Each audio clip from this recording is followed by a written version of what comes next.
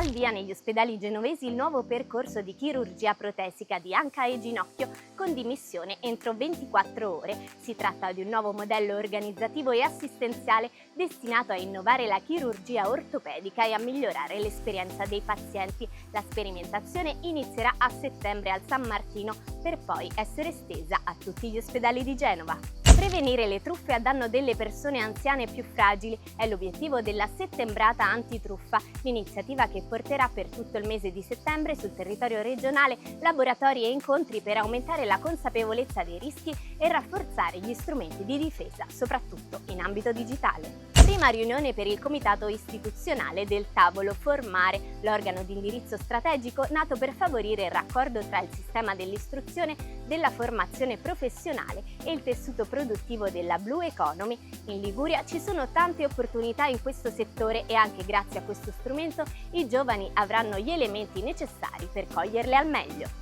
Silse ha approvato il bilancio 2025, oltre 140 fondi amministrati per un valore complessivo di 559 milioni in crescita rispetto al 24. L'attività svolta ha portato alla deliberazione di 16.711 agevolazioni per un importo di 132 milioni destinati a imprese, famiglie ed enti pubblici del territorio ligure. Rimanete aggiornati sui nostri canali social.